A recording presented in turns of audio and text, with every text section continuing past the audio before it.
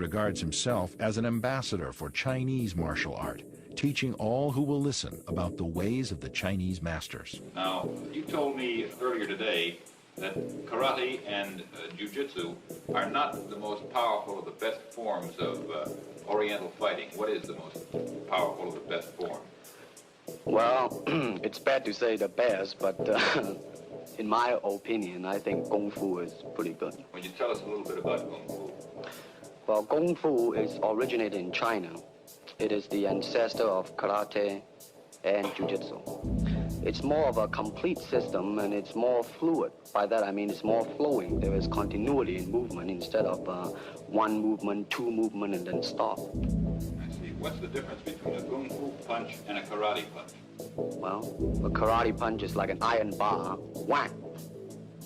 A Kung Fu punch is like an iron chain with an iron ball attached to the end, and it go whang, and it hurt inside.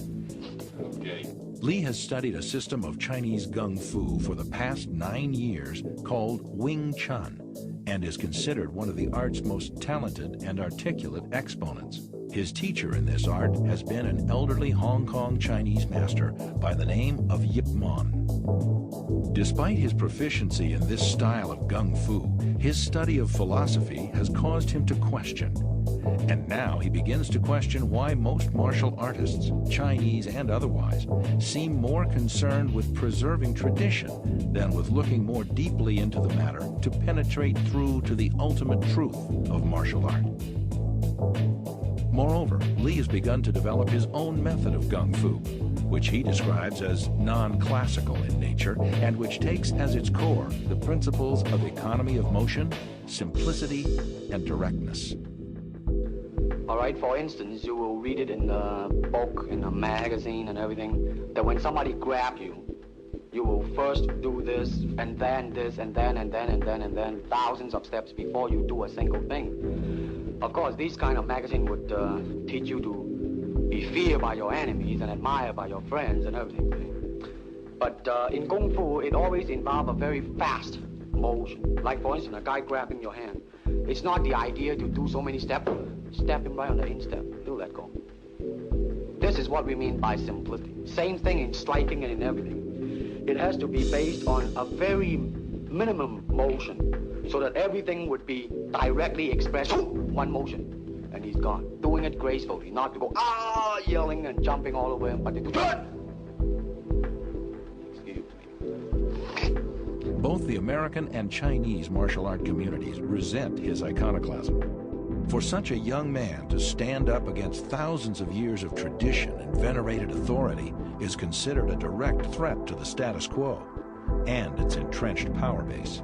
Prior to Bruce's coming to this country, Gung Fu was alive in most all the Chinese community, but there was nothing taught to outsiders, basically. And Bruce came along, and with that basis of trying to create equality amongst all people, regardless of race, he chose to let anybody into his school, regardless of what color or race they were, as long as he knew what was in their heart was good and positive. Why he took them in, and like when he was down in San Francisco, where the Chinese community was much more like being in China, they took exception to it, and he had to fight his way out of it. In Oakland, he received a challenge from the San Francisco Chinese martial arts community, and the challenge read that Bruce, if he were to be defeated in this challenge, would have to cease teaching Caucasian or non-Chinese students.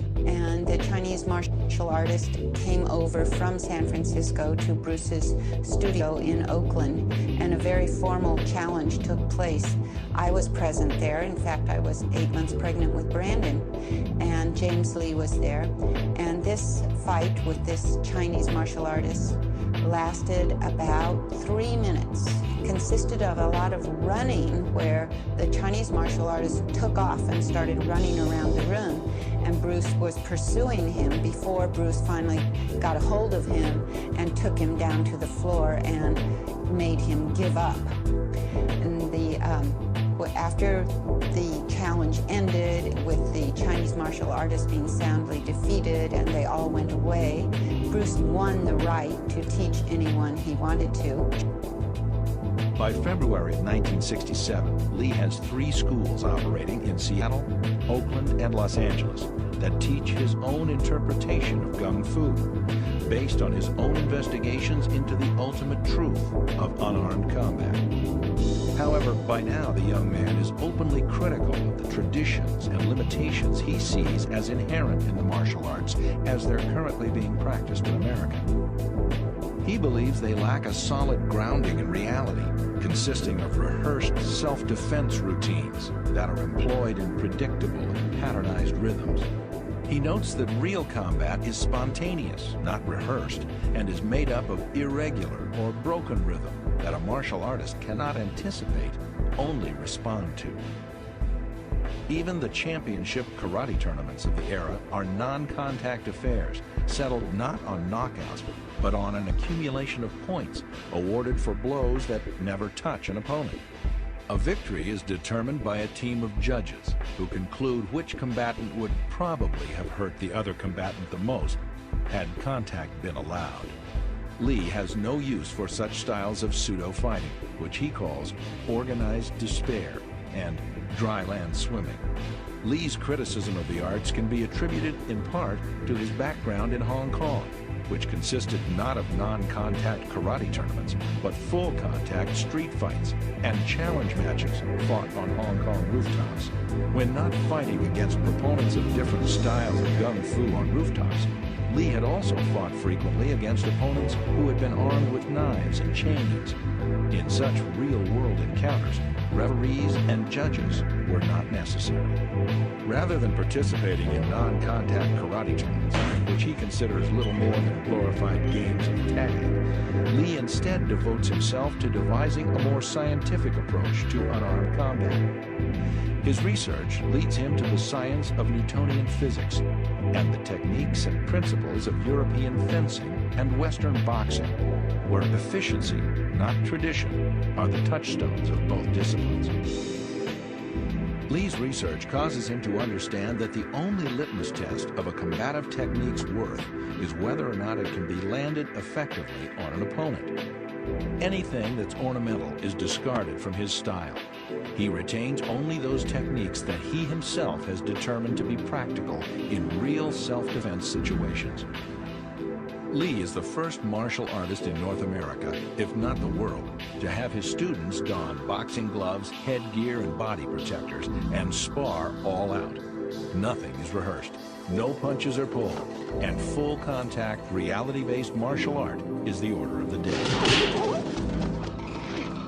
In 1967, Lee introduces the concept of full contact sparring at the International Karate Tournament in Long Beach, California.